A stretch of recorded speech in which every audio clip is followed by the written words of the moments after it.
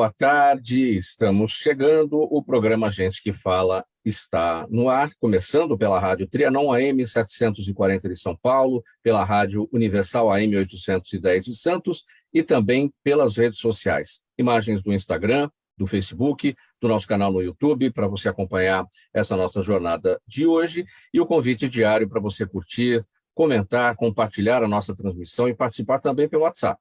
973350038 é o número, 973350038. Eu sou o Mauro Friesman, meio-dia em ponto agora, e vamos apresentar os nossos convidados de hoje. Vamos escalar o nosso time aqui para análise e debate dos nossos assuntos propostos aqui na nossa pauta. Carlos Eduardo Batista Fernandes, secretário executivo de Cooperação para o Desenvolvimento Sustentável aqui na Prefeitura de São Paulo. Tudo bem, secretário Carlos Eduardo? Boa tarde. Boa tarde, Mauro. Prazer em estar aqui presente, podendo participar aqui com Gente que Fala, falar com os seus ouvintes e cumprimentar a todos nesse bom debate que nós vamos fazer. Obrigado pela presença, um prazer aqui recebê-lo. Vamos também apresentar aqui a Líris Gonçalves, executiva, ela é criadora da mentoria Identidade Memorável. Boa tarde, Líris, tudo bem com você? Boa tarde, uma alegria também estar aqui com vocês, ansiosa pelo nosso debate. Também com a gente nessa nossa conversa, na nossa jornada de hoje, o Luciano Simões, economista, ele é professor da Escola Superior de Administração, Marketing e Comunicação de Santos. Tudo bem, Luciano? Boa tarde. Boa tarde, Mauro. Boa tarde a todos os convidados. Obrigado aí mais uma vez pela oportunidade. Já estará com a gente também aqui no nosso time, entre os nossos entrevistados, o Henrique Antunes. Ele é administrador de empresas, diretor de vendas da BYD Brasil, ainda não está conectado, mas já estará com a gente. Enquanto isso, vamos ao nosso primeiro assunto do programa Gente que Fala desta terça-feira. Colocado sob regime de urgência na Câmara dos Deputados há um mês, o projeto de lei que libera mineração em terras indígenas está longe de ir à votação. O Planalto e o Congresso foram surpreendidos pela repercussão negativa do projeto, não apenas entre ambientalistas, mas também entre representantes do agronegócio e da própria mineração.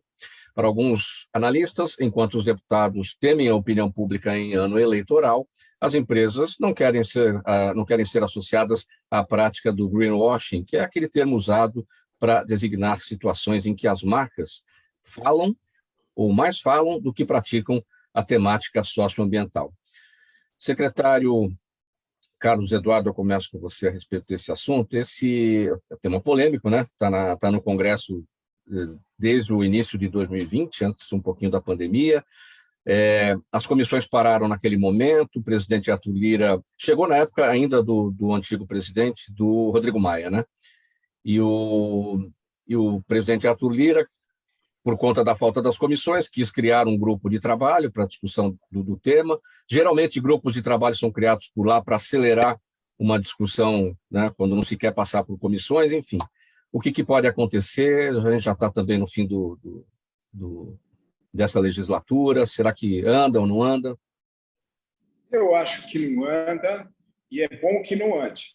Porque, primeiro, é um governo que nem controla as invasões, das explorações de ouro nas terras indígenas, áreas de preservação.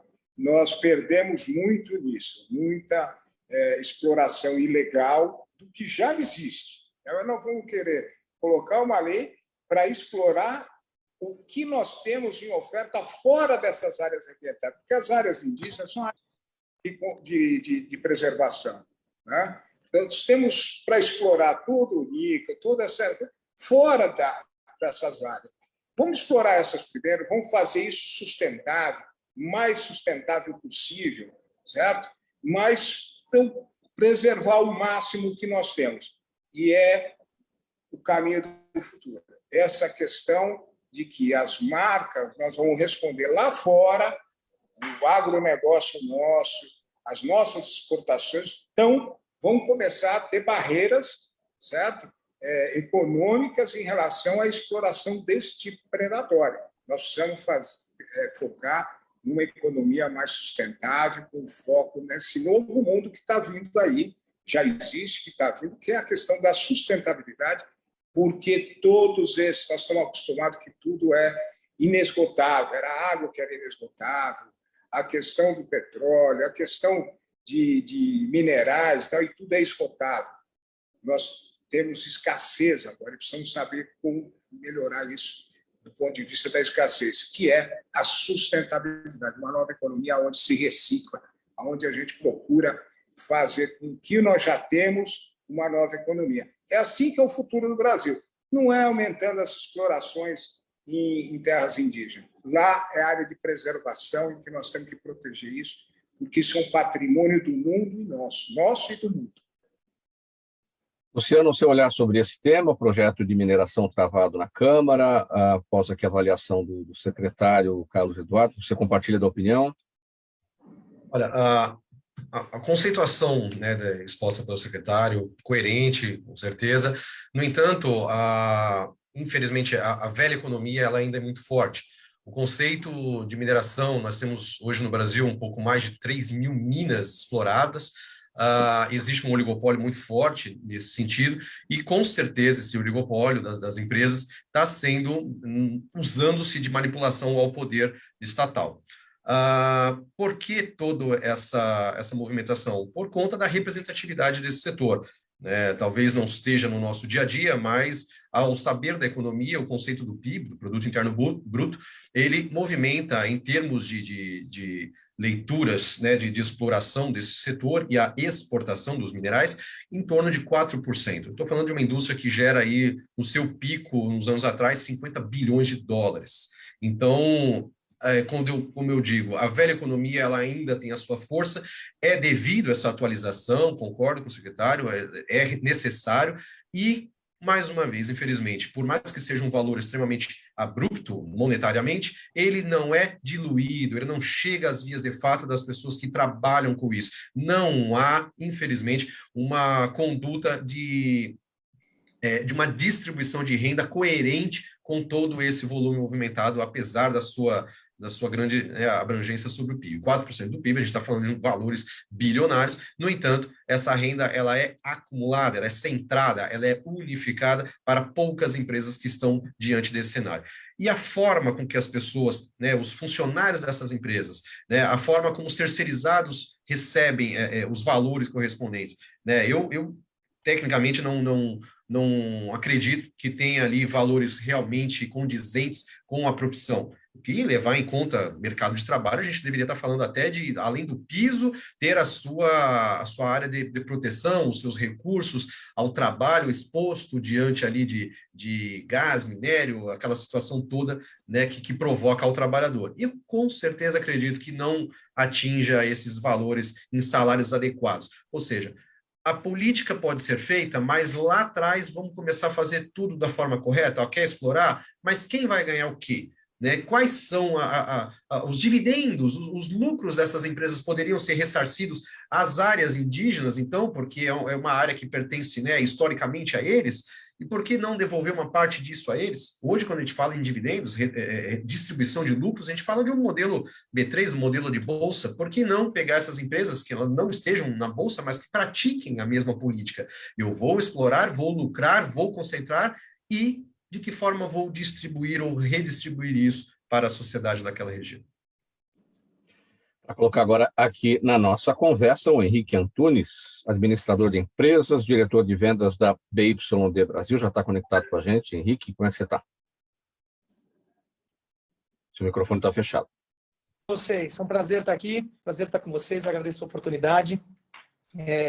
Quando a gente olha, não é um tema que eu mais domino quando a gente fala da mineração, né? Mas quando a gente olha para um cenário macroeconômico do país, a gente pensar que aumentar a área de mineração é algo que vai resolver algum tipo de problema, eu também acho que é meio olhar, de repente, por um prisma equivocado. Eu acho que a gente já tem... Henrique, a gente está com problema. A gente está com problema na sua conexão. Vou te pedir uma gentileza. Se você puder sair e conectar novamente, e aí você coloca o seu smartphone na posição horizontal. Você coloca o seu smartphone na posição horizontal e a gente está com problema de sinal mesmo. Às vezes chega só áudio, o seu vídeo está pequeno. Eu vou seguir a conversa aqui, já a gente volta a falar. Já eu retorno. Obrigado. Tá bom. Líris, vamos lá, seu olhar sobre esse tema. Me chama muita atenção é que realmente nós estamos numa fase no planeta de questionar a maneira como a gente sempre fez as coisas. Eu sou super favorável ao crescimento, ao desenvolvimento. Acho que, como humanidade, a gente tem a obrigação de evoluir. E acredito, sinceramente, que fazer a economia circular, efetivamente funcionar, é a única saída que a gente tem para esse planeta. A gente ainda não conseguiu descobrir um outro planeta, pelo menos até o momento, que consiga ser suficientemente habitável pelo ser humano, e mesmo se a gente encontrasse, acho que a gente tem a obrigação de cuidar do nosso planeta.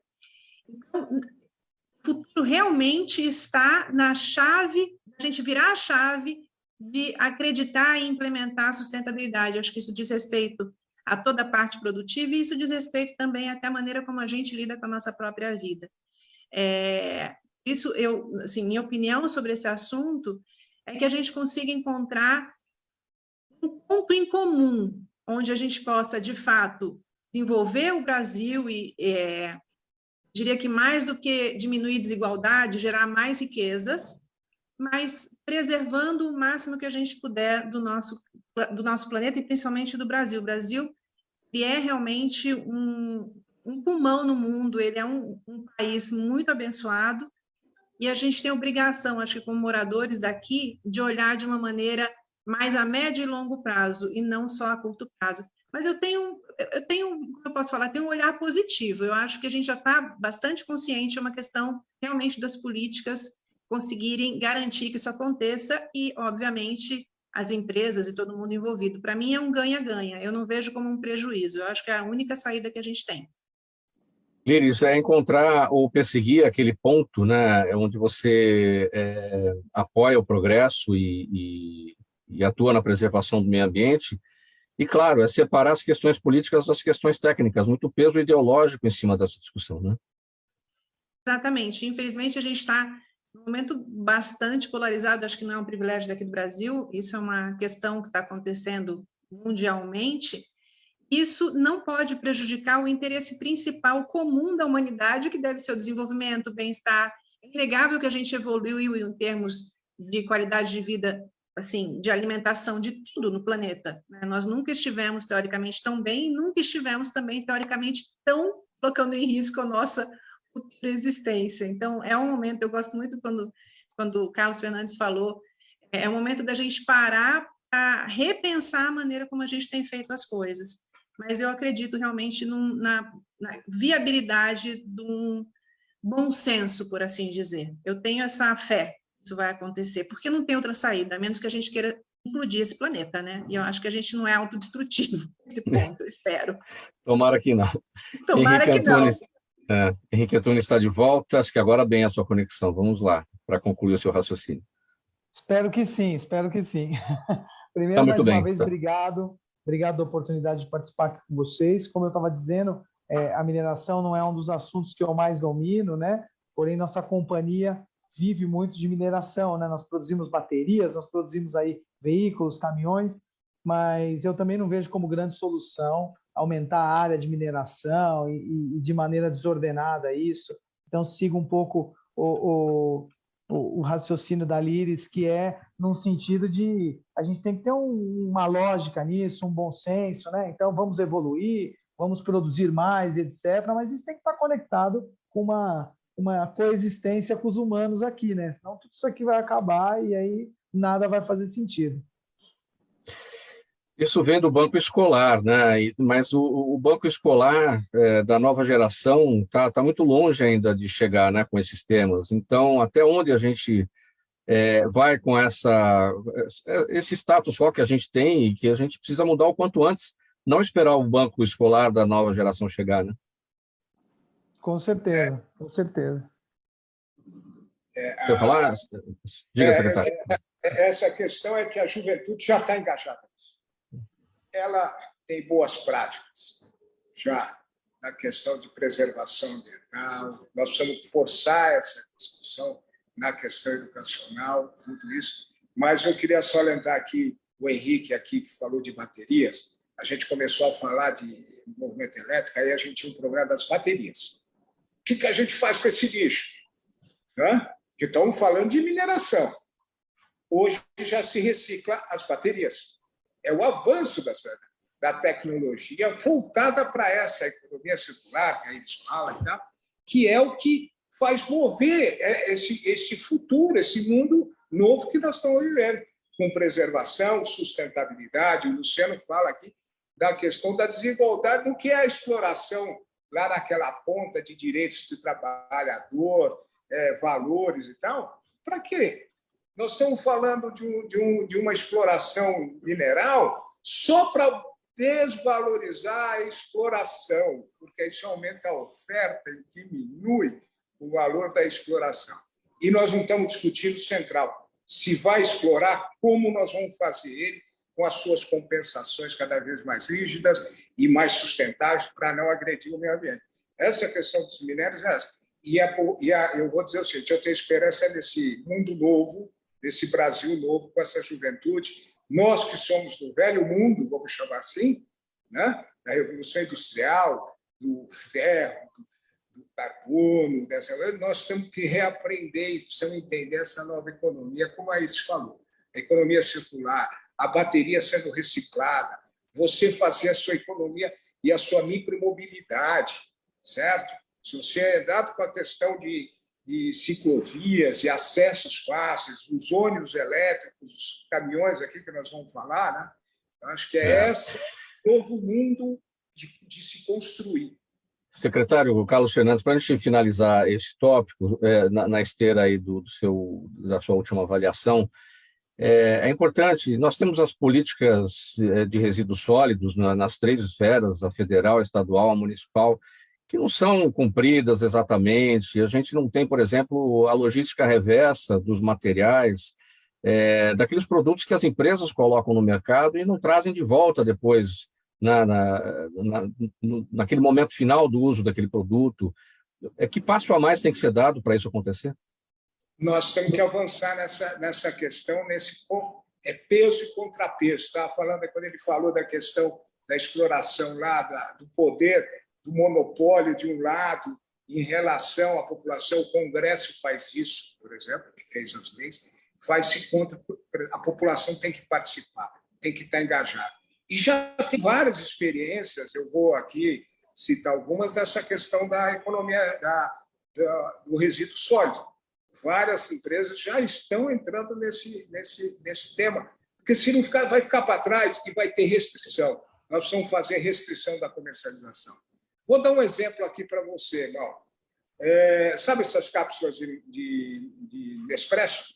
Vou fazer a propaganda, porque eu acho que faz Tem parte. cápsulas de café expresso, sim. Você sabe que aquelas cápsulas que são recolhidas pela Nestlé, elas hoje, toda a borra do café daqui de São Paulo, sabe para onde está indo?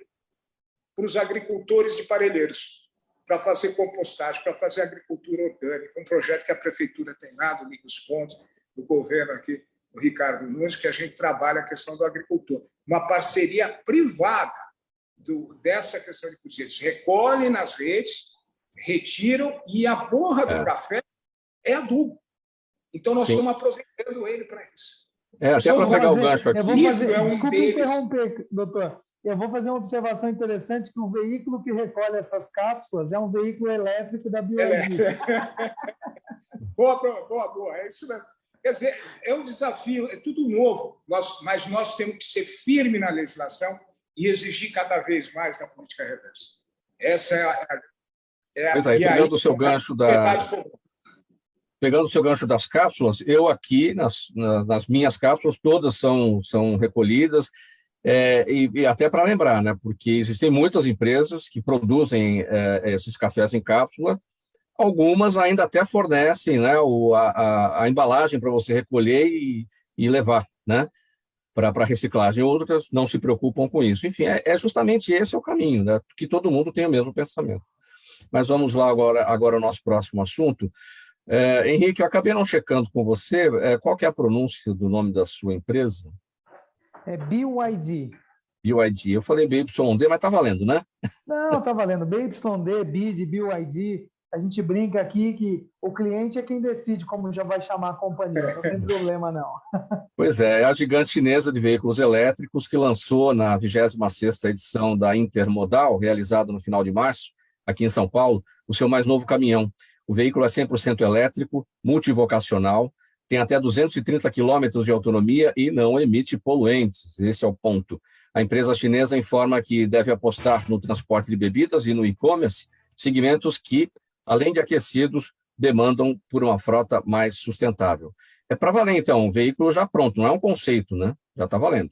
É isso? Não, não, já é um produto de produção em série, já comercializado aí ao redor do mundo e que chega para se somar com a frota. A gente tem um caminhão maior, né, focado na coleta de lixo urbano, já em operação aí em algumas cidades do Brasil, e agora a gente vem com esse caminhão, que é um caminhão menor, um VUC, né, voltado para a operação urbana, e que tem muita aderência com todo o nosso conceito, né, que são os ônibus elétricos, agora a gente também tem os carros elétricos, então tudo isso traz uma harmonia maior para a cidade, né, que eu acho que esse é o fim de tudo isso, né, então não é só poluição, é barulho, então é uma harmonia maior para a cidade, e as empresas hoje, as grandes companhias de bebidas, de e-commerce, elas têm essa demanda de investimentos para atender as políticas e os compromissos que elas têm de redução de emissão, de ESG, né? Então, a gente vem aí como uma opção para que essas empresas possam acelerar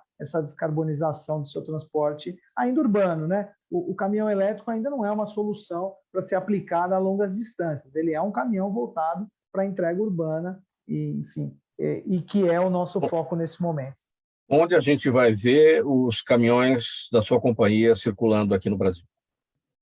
Então, os caminhões começam em operação aqui no estado de São Paulo, né? Então, as operações da indústria de bebida ainda estão cobertas por um NDA, mas a indústria de bebida começa a operá-los aqui na Grande São Paulo. Tem caminhão que começa a operar em Campinas, tem caminhão que começa a operar aqui na própria cidade de São Paulo, né? Mas o início de tudo isso, até por uma questão de logística do nosso suporte, né? Nossa base é Campinas, né? Então, a gente, como esse caminhão ainda não conta com uma rede de concessionários, a gente está fazendo toda essa startup desse negócio via Estado de São Paulo. Me chama a atenção aqui essa informação, 230 quilômetros de autonomia. Com o passar do tempo, tem se chegado a uma autonomia cada vez maior, que esse é o grande desafio. Quanto cada veículo tem de energia para circular e parar para abastecer, enfim. Porque, por exemplo, 230 quilômetros de autonomia para um caminhão movido a diesel, tá? Numa comparação, acho que é a mesma autonomia, né? Não, na verdade, um caminhão movido a diesel, né? Ele consegue atingir uma autonomia muito maior. Então, até mesmo pelo superdimensionamento do tanque. Você pode aumentar Mas o tanque. Mas um caminhão, um VUC como esse, ele tem uma autonomia muito maior que 230? Um caminhão a diesel? Tem. Um caminhão a diesel, um VUC, você vai rodar aí na ordem de uns 450 quilômetros tranquilamente. Qual que é a grande questão? E por que eu falei no início de ser um caminhão elétrico, ser um caminhão para aplicação de entrega urbana? Quando você roteiriza as entregas urbanas, hoje os centros de distribuição eles estão ao entorno das grandes cidades. Então, a rota de um caminhão elétrico, de um caminhão não elétrico, a rota de um VUC que faz entregas dentro de uma cidade, ela não atinge mais do que 100 quilômetros dia. Então, o caminhão roda 70, 80, 90, 100, 110 no máximo. Então, quando você fala em 230 quilômetros de autonomia, ela ainda é uma autonomia que sobra, né? Se você pega, tem outros fabricantes do caminhão elétrico, ele modularizou a bateria para poder ter um caminhão com 100 de autonomia. Porque o que acontece? O grande custo do carro elétrico está na bateria. E quando a gente fala de aumentar a bateria, independente da tecnologia da bateria ter evoluído, a gente está falando em capacidade de armazenar quilowatts. Então, a bateria vale pelo quilowatt que ela armazena. Então, você pode ter um caminhão de 1.000 quilômetros. Ele vai custar uma fábula de dinheiro, porque ele demanda muita bateria para atingir esses 1.000 quilômetros de autonomia. Então, a autonomia de 230 para um VUC, para entrega urbana, né, para o last mile que a gente fala, é completamente... atende 100% da operação, cobre totalmente a operação. Secretário Carlos Fernandes, vamos transportar esse assunto para a nossa frota de ônibus de São Paulo, né? O grande sonho, a gente tem os trólebus, né? Mas o legal vai ser ver os ônibus todos movidos a bateria, né? De forma elétrica, como os trólebus, porém, né? Com uma nova tecnologia, né? Não com a necessidade dos fios na rede aérea e tudo mais, né? O contrato nosso de concessão, ele prevê, em 2030, você acabar com os ônibus com emissão de carbono, certo? E nós estamos falando de frota elétrica, mas nós precisamos pensar em outras tecnologias que existem aí, como a célula de etanol, o hidrogênio, que estão sendo testados aí e já tem funcionamento. Nós estamos naquela efervescência de novas tecnologias. A que mais aponta é a elétrica, sem dúvida, certo? Até porque motor elétrico é a coisa mais simples do mundo, né? Todo mundo aqui tem um liquidificador e sabe como vira aquela chavinha de aumento e diminuição de velocidade. É um veículo que tem menos de 30% a menos de peças, 30% a 35% de peças, que em relação ao motor, um veículo movido a combustível, certo? Então, é uma nova economia. O que eu estou dizendo, tem outras tecnologias, só vou estender um pouquinho para voltar nessa. A Volkswagen, por exemplo, está apostando na questão de uma coisa mais barata e mais simples, que é a célula de etanol, que isso está em outros países, e no Brasil, com a tecnologia que nós temos, pode ser uma vocação nossa. Várias tecnologias têm para a descarbonização da frota. E quero dizer assim, o Henrique aqui da BYD está sendo modesto com o caminhão, porque eles acabaram de produzir, em parceria com a Marco Polo, o primeiro ônibus da BYD elétrico para o circuito aqui de São Paulo, né? Nós temos que falar que São Paulo tem 14 mil ônibus, então nós temos uma tarefa enorme aqui. A outra empresa também, que é a Mercedes-Benz, também desenvolveu um ônibus elétrico para São Paulo, para o Brasil. Eu quero dizer, porque quando a gente fala isso, parece assim, é fácil comprar lá, a BYD está lá na China, tem escala, traz o ônibus para cá e põe para rodar. Não é assim. São Paulo tem uma característica, o Brasil tem uma característica de rodovia, de viário em rua, certo? Que tem tecnologia diferente. Não adianta trazer um ônibus da Europa e pôr aqui que ele não dura 2 meses. Isso a SP Trans aqui, São Paulo, tem essa experiência de tecnologia, de entendimento de engenharia, de carroceria e tal, que nos desenvolvemos. Nós desenvolvemos um ônibus típico para esse país, certo? E que faz um sucesso. Então, nós estamos desenvolvendo uma tecnologia junto com a BYD, junto com a Mercedes. Isso é toda uma política que está no desafio da Prefeitura aqui de São Paulo, do Ricardo Nunes, do plano de governo nosso, de descarbonização da frota. Muito bem, 12h28 agora. O programa Gente que Fala vai para o intervalo, a gente vai fazer uma breve pausa aqui, mensagem do nosso apoiador. E na volta, gente, a Lílis Gonçalves vai falar sobre o crescente número de líderes com perfil mais humanizado. A gente vai entender exatamente o que é isso. É rapidinho, a gente volta já. Toda ação estratégica de sucesso tem um componente fundamental: um instituto de pesquisas ético, rápido e preciso. Afinal, é ele que vai fornecer informação confiável, sem achismos ou palpites. E isso, numa época de mudanças rápidas e repentinas, é fator crítico de sucesso. A Orbis é um instituto de pesquisas que une precisão e confiabilidade estatística com a mais alta tecnologia em pesquisas do mercado. Tem inteligência artificial, robótica e Big Data, entre outros recursos, para que você tenha uma informação correta, confiável, com o menor custo e no menor tempo possível. Na sua próxima ação, seja ela corporativa ou política, comece pela Orbis. Porque com a informação correta, você vai mais longe, mais rápido e com mais segurança. De volta com o programa Gente que Fala, edição de terça-feira, 12h29 agora. A gente segue com mais um assunto por aqui, que é o seguinte: o conceito de liderança passou por várias transformações nos últimos anos.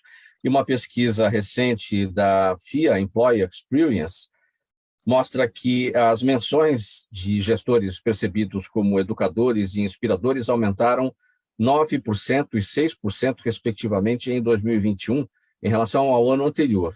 Para especialistas, os chamados líderes humanizados são interessados nas pessoas, contribuem no crescimento profissional dos liderados e, deste modo, conquistam o respeito e a admiração dos colaboradores. Líris Gonçalves, a gente falava aqui no bloco anterior sobre a velha economia, a transição para a nova economia. Aí é uma transição, né? Do velho líder ou do velho chefe, né? Para o novo líder. O velho chefe acabou, não existe mais, ou ainda tem muita gente ainda que é desse perfil? Mauro, sinceramente falando, ainda está muito longe de acabar.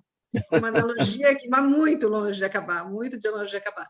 Uma coisa que a gente viu durante a pandemia, e saíram várias reportagens, que a pandemia rompeu realmente com o ritmo que a gente vinha, colocou um monte de gente em casa, e muitas pessoas se deram conta, eu tenho amigos, inclusive, que foram morar na casa de praia, tinha uma casa de praia e se mudaram para a casa de praia, e de repente eles falaram, nossa, dá para viver de uma maneira diferente, que coisa louca, né?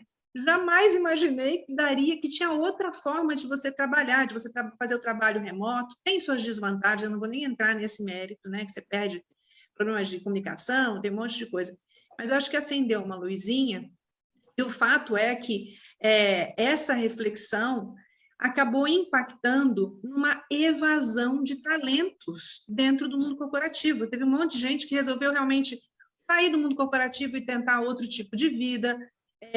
Teve, assim, várias pessoas resolveram mudar de empresa, porque chegaram à conclusão que aquela empresa já não atendia mais. É inegável, assim como foi mencionada a questão da sustentabilidade do planeta, é inegável que a gente também está num momento que a gente tem que pensar no trabalho de uma forma mais sustentável, uma maneira em que você consiga conciliar a sua carreira, mas também a tua saúde mental, a tua saúde física, e pensando liderança humanizada, mas, meu Deus do céu, a gente não é humano? Em que momento a gente deixou de ser humano para a gente ter que falar que precisa ter uma liderança humanizada? É muito louco isso, né? Ser humano é uma coisa, praticar é outra. Pois é, ser humano na prática é diferente. Então, até a Revolução Industrial, isso é uma reflexão que eu trago, até a Revolução Industrial você tinha o trabalho mais artesanal, então as roupas eram feitas de forma artesanal, não existia produção em série. Então, teoricamente, era tudo mais humanizado, né? Você tinha, não existia tanto processo produtivo. Na Revolução Industrial entrou o processo produtivo, e uma vez eu vi uma foto da década de 50, que eu achei bastante interessante. Talvez se derem uma bugada, vocês vão achar. Imagina um escritório. Eu me lembrei das minhas provas, quando eu era criança, do colégio, e tinham várias mesas, aquelas mesas de madeira, com todo mundo sentado olhando para a parede ali em frente, e o gestor ficava atrás, sabe, do tipo para ver quem... Quer dizer, o gestor via todo mundo, mas ninguém via o gestor atrás. Vocês já viram isso? Como é que era feito? Pois é.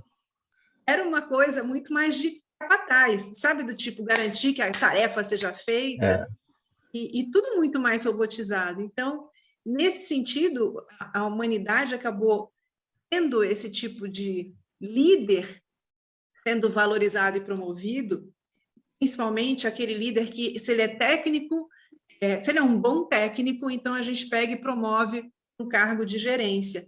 Um estudo que revela que mais de 70% das pessoas que chegam ao cargo de gerência jamais tiveram nenhuma capacitação dos chamados soft skills.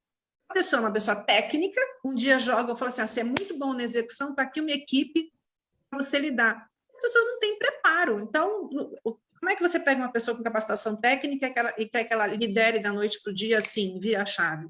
São competências que têm que ser desenvolvidas.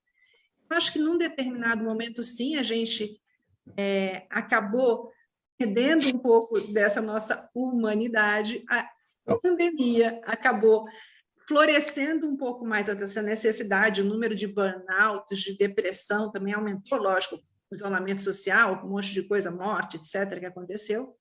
Então, esse assunto está muito em voga, não é à toa que a FEA fez esse pesquisa. A liderança humanizada tem que ser desenvolvida, mas também tem que ter, a pessoa tem que ter o tino ali, também tem que ter o talento, tem que estar na veia, não é uma coisa que todo mundo pode ser preparado para ser um líder humanizado, não é? Sei, talvez sim, talvez não. Eu vou dizer o que eu acredito, ok? O que eu acredito é que A pessoa tem que aprender primeiro que ela também é humana, porque você trata o mundo como um espelho, concorda? Você vê o mundo com seus olhos. Sim. Está entrando algum sonzinho. Sim. Então, no meu ponto de vista, na minha metodologia, antes de você liderar outras pessoas, você tem que aprender a se liderar. É muito, muito engraçado como a gente tem uma expectativa alta em relação ao outro e a gente fura, né? Vou fazer dieta, começa na segunda, e não faz.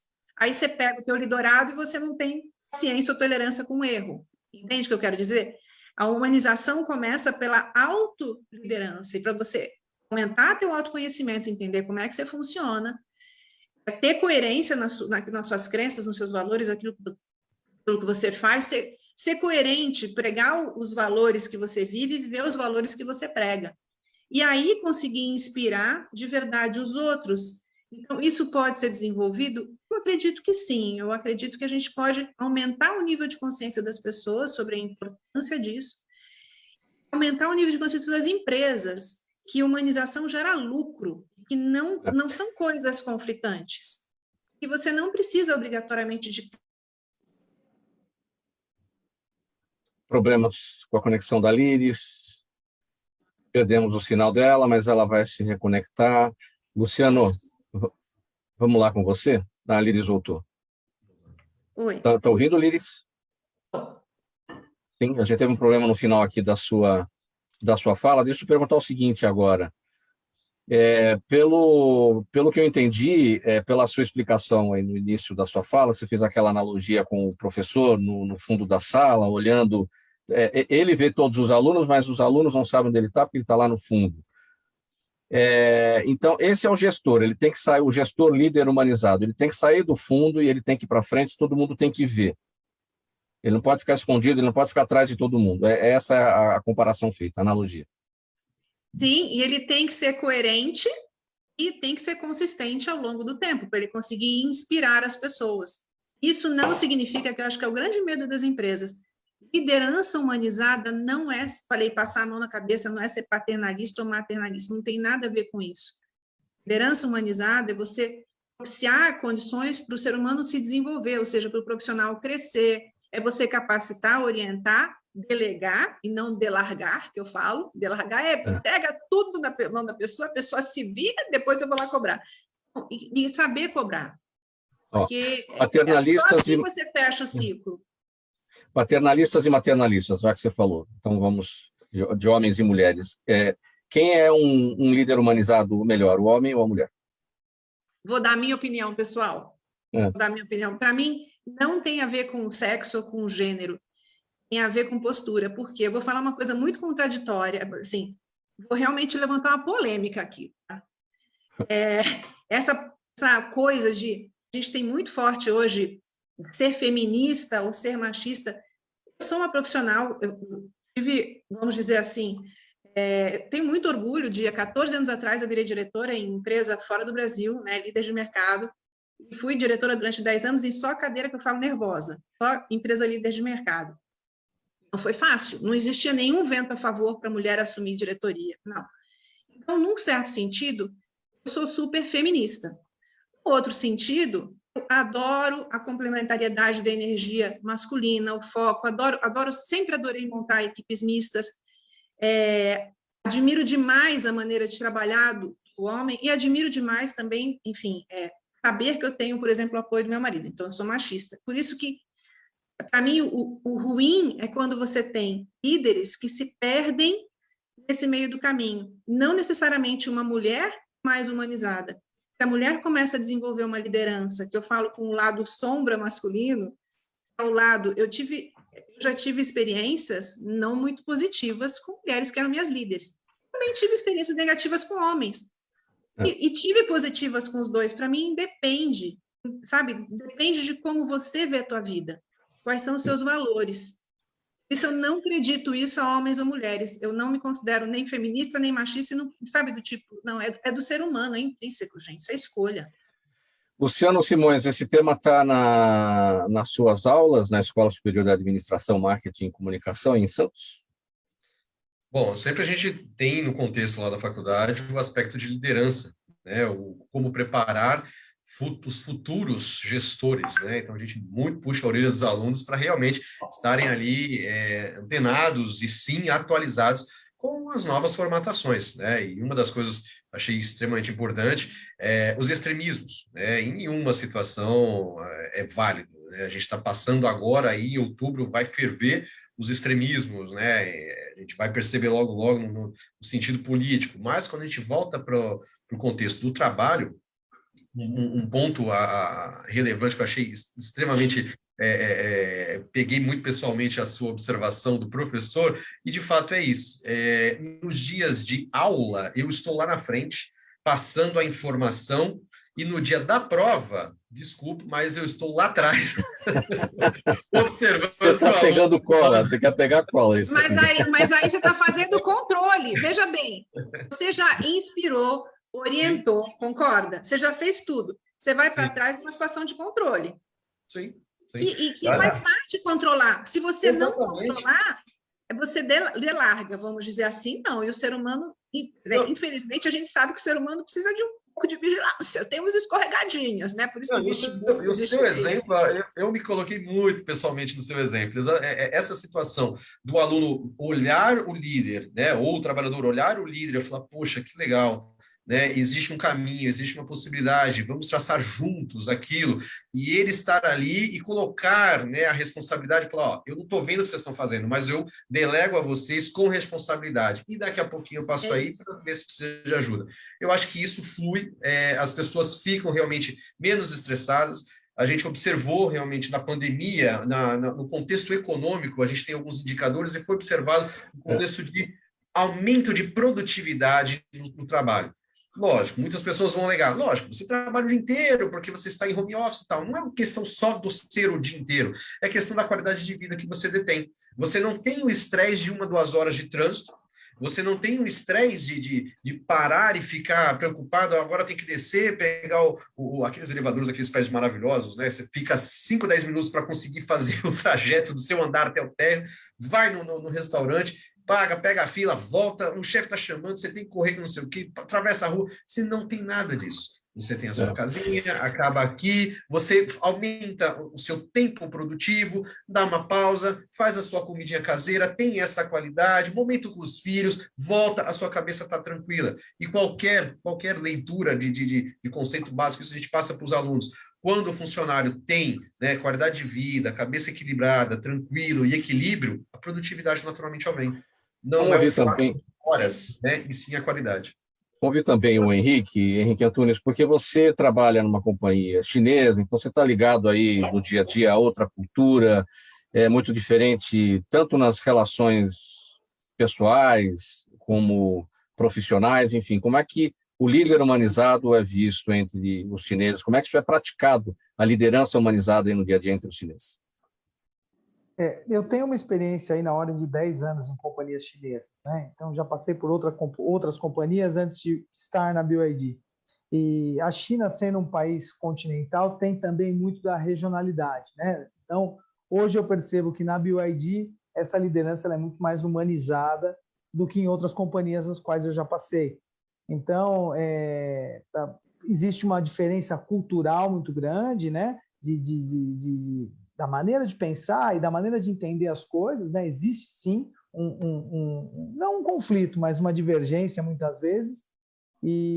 Porém, o DNA da companhia é um DNA de uma companhia que valoriza as pessoas, que valoriza o indivíduo, que valoriza a família das pessoas, né? E eu quando a gente fala de liderança humanizada, eu vou muito no que a Liris comentou no início, né? Que antes de mais nada você tem que entender que você também que você é uma pessoa, né? O que você não quer para você, você não vai fazer para os outros. Eu acho que essa é a base da liderança humanizada. Quando o cara consegue pensar de que o que ele faz para ele não gostaria que fizessem, né? Na contramão esse negócio, eu acho que a coisa começa a fluir de maneira muito orgânica e de maneira muito light, muito simples, né? Então, eu acho que independente do cenário que você tem dentro da empresa, do tipo de companhia, então tem companhias com mais benefícios, menos, ambiente melhor, pior, mais estressado, menos estressado.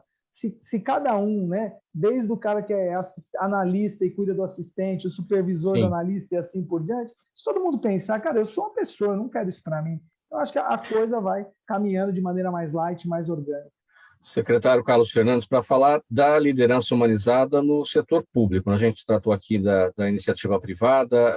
Como é que isso aparece aí na Prefeitura de São Paulo? O líder entre os servidores públicos, funcionários públicos, e aqueles que também não são de carreira da Prefeitura, são os comissionados, enfim, são as pessoas que trabalham aí nas equipes.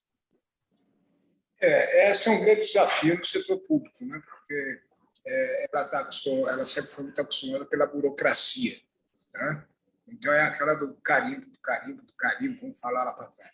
E hoje nós estamos na era da inteligência, do conhecimento, e é o que vai nos levar. O líder, ele tem que se reconhecer, como a Iris fala, e mais do que isso, vir junto com os seus liderados, trabalhar junto, construir isso junto. É isso que fortalece um líder. É você ter uma equipe que faz essas mudanças. E o setor público tem que ter essa liderança também. É a mesma questão do poder do setor público. Nós precisamos ter essa pegada de carregar as pessoas junto para fazer as transformações. Só quero fazer um comentário. Eles, com toda a questão do feminino e do masculino, eu vou dizer o seguinte: as mulheres precisam ocupar seu espaço cada vez mais, porque isso está desequilibrado quando a gente fala em renda, quando a gente fala em posições. Isso, nós nos complementamos, homens e mulheres, certo? Então, e as mulheres têm que subir também, tem que vir junto, é um conjunto que faz a gente se transformar. Eu não tenho dúvida disso. E eu descobri uma coisa interessante. Eu acreditava, né, ainda mais quando eu era mais nova, né, antes de eu morar fora do Brasil, eu fui morar no México. Eu fui trabalhar numa empresa fora do Brasil, no México, e, enfim, fui diretora lá. Cheguei e, assim, imagina que eu saí de uma empresa super The Company for Women, para quem conhece, né, mulheres. Aí eu fui para lá, quis promover uma designer. A designer virou para mim e falou assim: eu não quero ser promovida. Eu falei: mas como assim? Para mim foi uma coisa do tipo: gente, onde é que eu estou? Eu não quero ser promovida porque, assim, eu trabalho para complementar a renda do meu marido. Então, se eu for promovida, eu vou ter que, neste cargo de liderança, ficar muito mais horas disponível, eu vou ter que, no final de semana, sei lá, trabalhar mais, visitar a loja, eu vou ter que fazer isso. O que eu vou ganhar mais de salário não compensa o que eu vou perder da minha vida. E aquilo me chocou, porque era contra totalmente os meus valores, mas foi a melhor coisa que me aconteceu, porque eu entendi que as mulheres que têm que estar nas posições de liderança são as mulheres que querem isso. Eu, pessoalmente, não abri mão, eu sou casada há quase 30 anos, eu tenho uma filha de 20 anos, eu não quis deixar de viver o meu lado, sabe, do tipo, o meu lado feminino? Não, porque ele também era importante. Aquilo era fazia parte da minha realização. Só que eu me dei conta no México que tinha uma outra cabeça. E aí depois eu tentei promover uma assistente. A assistente também não quis. Aí eu falei: não, realmente eu tenho que aprender alguma coisa. Deus não me colocou aqui à toa. Eu tenho que aprender alguma coisa. Eu voltei para o Brasil com outra cabeça. Antes, quando alguma amiga minha falava assim: vou sair do trabalho, vou procurar uma outra profissão que eu vou trabalhar meio período, eu falava: mas como que você vai largar a carreira? Porque era um troço muito importante para mim, mas a gente tem que respeitar as escolhas. Então, as mulheres que vão ocupar naturalmente, as que queiram, e eu espero, sinceramente, que elas não sejam líderes, como eu falei, muitas vezes a mulher ela é muito até mais cruel do que o homem. Às vezes ela é menos humanizada do que o homem quando ela vai para o lado sombra do homem. Ela até faz assédio moral pior, né? Que a gente consiga ter uma liderança feminina inspiradora com o lado luz da mulher. O lado da intuição, que é o lado, sabe, de justamente liderar, no bom sentido, a lá Branca de Neve, que vai conduzindo todo mundo, não precisa ser no chicote, que vai pela inspiração, que todos fazem, né, porque amam aquela líder. Eu acho que esse é o tipo de liderança que, independente da masculina ou feminina, que a que a gente deve ter. E as empresas devem se preocupar em desenvolver, porque se a gente só valorizar o outro lado, a gente não vai mudar nunca. Faltando 11 minutos para 1h, vamos aqui para mais um tema no programa Gente que Fala. Luciano, a economia tem um cenário desafiador esse ano, agravado pela guerra na Ucrânia, pela insistência da pandemia e aqui no Brasil também pela indecisão política em ano eleitoral. Fatores que ampliam desemprego, inflação e índices de pobreza. Segundo especialistas, a alta do petróleo e do trigo são exemplos de ocorrências rápidas, mas que terão reflexos de longa duração no país. E para eles, as chances de o desemprego no país cair até dezembro, a inflação encolher e o PIB ser positivo neste ano são muito pequenas.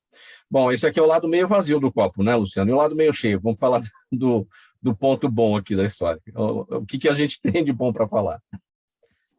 Bom, vamos lá. Os aspectos positivos, toda vez que a gente fala em economia, a gente tem realmente os dois lados. Existe um certo temor sobre toda essa conduta que está sendo colocada, sim, mas, né, no seu ponto principal, o olhar positivo.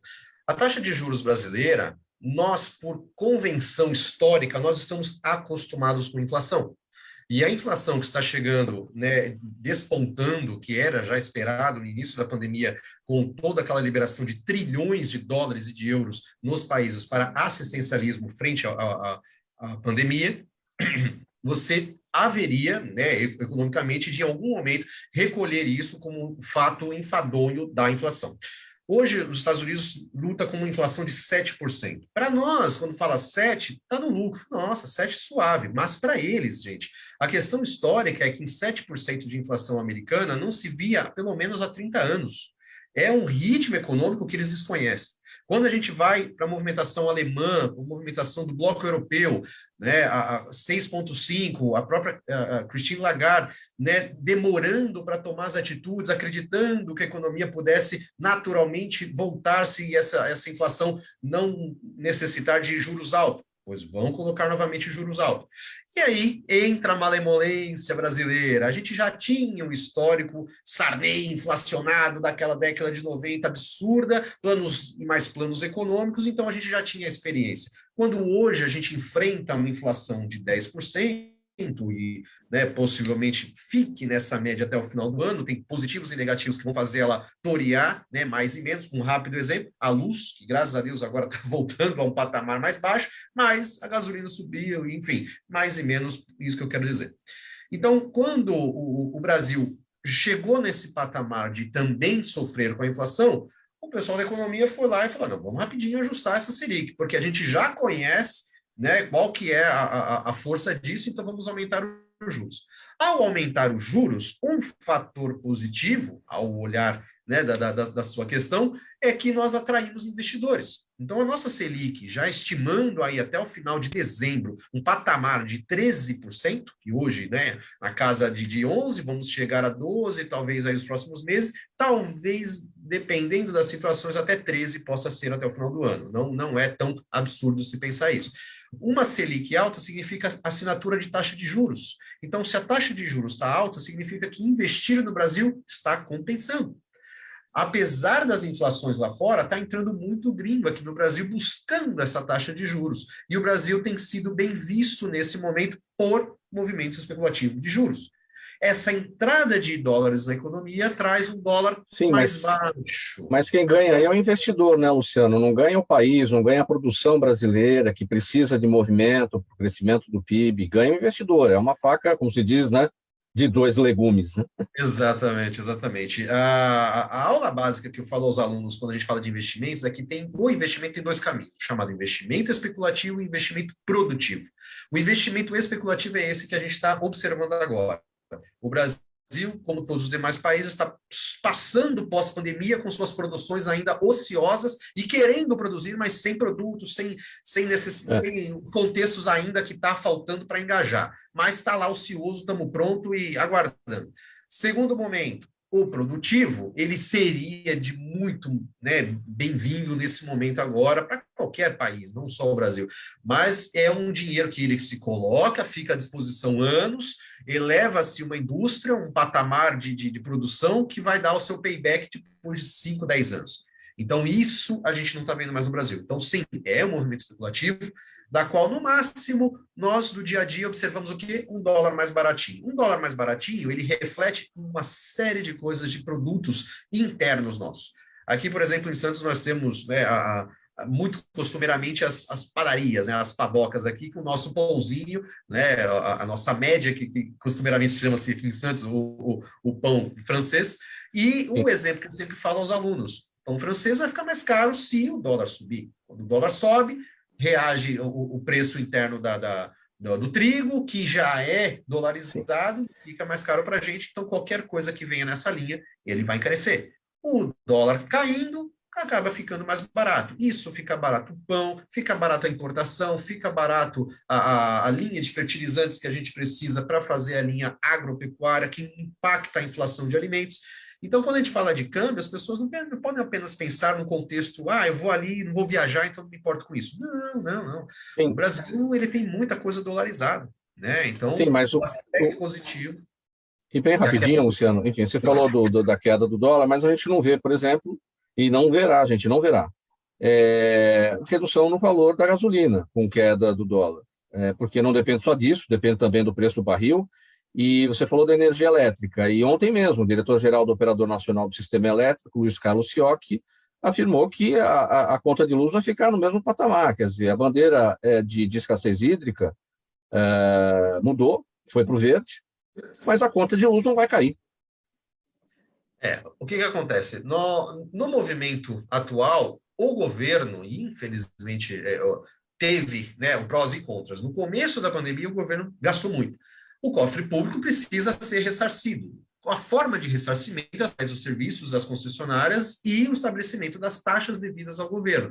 Não abaixar determinados elementos como luz, água ou o próprio petróleo, que tem uma participação essencial do governo, é manter, né, os recebíveis para os cofres públicos. Então, existe aí uma briga que a gente poderia, né, questionar o governo. Poxa, se já está podendo ficar mais barato, por que você não me ajuda? Porque o governo vai falar, olha, eu te ajudei lá atrás e agora estou tentando parcelar essa conta lá para frente. Nós tivemos algo semelhante, infelizmente, na virada do segundo governo Dilma, né? Vale lembrar as pessoas que, pós-viradinha do primeiro para o segundo mandato, né, as concessionárias hidrelétricas falaram, olha, Dilma, a gente precisa reajustar, a gente está tendo um custo. E ela falou, não faça isso em ano eleitoral, porque no ano que vem a gente, se for a gente ajusta isso daí. E só olhar nas notícias aí, né, as redes de internet não mentem. Então a gente joga lá e fala, tem aumento de preço no primeiro ano em 50%, 60%.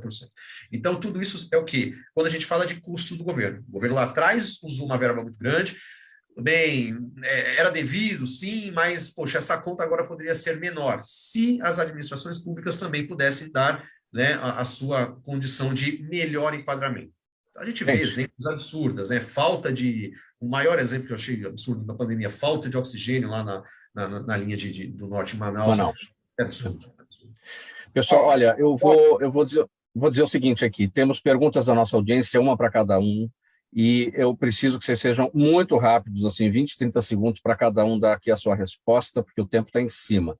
E eu começo com a Liris. Marcela Cabrini, no YouTube, pergunta que tipo de atenção especial um líder deve ter para comandar uma equipe que está inteira, ou quase inteira, em home office. Bem rapidinho, Liris. Liris, cadê você? Você está fechada, microfone. Boa capacidade, boa capacidade de comunicação e, por favor, façam reuniões com a câmera aberta. Não existe uma boa comunicação e interação sem câmera. Pergunta aqui para o secretário Carlos Eduardo Fernandes Manuela Martim, ou Martin, enfim, Facebook. Na sua opinião, o novo complexo formado pela usina São Paulo e o Parque Bruno Covas, junto ao Rio Pinheiros, poderá se tornar realmente uma atração turística? Secretário. Será atração turística toda a reestruturação do Rio Pinheiros, da despoluição do Rio Pinheiros. Isso significa preservação ambiental. São Paulo, a capital verde, o governo Ricardo Nunes, nós, por exemplo, também estamos fazendo um programa que é o PSA, Pagamento de Serviços Ambientais. Agricultor protegendo as nossas áreas ambientais de Parelheiros da Zona Sul e da Zona Norte. E só para dar mais um recado. Sim. Estão todos convidados aqui no dia 7, 8 e 9 de julho, na virada sustentável das ODS, que é o nosso programa da COP26 de 2030. Nós vamos ter vários eventos sobre a questão da conscientização da questão das ODS. Obrigado. Seu Jaime do Jardim Bonfilholi, mais uma vez com a gente sempre. Luciano, quais são os benefícios, ou quais foram os benefícios monetários e econômicos para o Equador ao adotar o dólar como moeda nacional? Bem rapidinho, Luciano. O dólar é uma das moedas, a moeda mais forte, né? E a tratativa do Equador nessa mudança é uma estabilização monetária. O assunto demandaria um pouco mais de tempo para eu explicar, mas a escolha é melhor do que El Salvador, que foi na leitura do Bitcoin. Ali foi um furo, realmente. Rodrigo Monteiro, no Instagram. Henrique, como anda a troca dos carros convencionais pelos modelos elétricos ou híbridos no mercado chinês? Bem rapidinho. No mercado chinês, a expectativa é que a gente chegue agora ao final de 2022 na ordem de 40% a 50% dos novos veículos elétricos. Então, você tem ali no ranking dos 10 primeiros carros mais vendidos, você tem mais de 60% já em veículos elétricos. Então, tem toda uma política, tem toda uma indústria lá voltada para isso, e lá está bem rápido. Não que aqui esteja devagar, né? O segmento cresceu no ano passado significativamente, cresceu muito mais do que o restante do mercado. Vamos pôr um ponto final nessa edição do programa Gente que Fala de hoje. Terça-feira, participaram com a gente Carlos Eduardo Batista Fernandes, Líris Gonçalves, Henrique Antunes, Luciano Simões. Não dá tempo de ler os títulos aqui de cada um. Também sem tempo para a leitura da nossa ficha técnica. Apenas um agradecimento a todos pela audiência. A gente volta a se falar amanhã. 1h01. Tchau, tchau.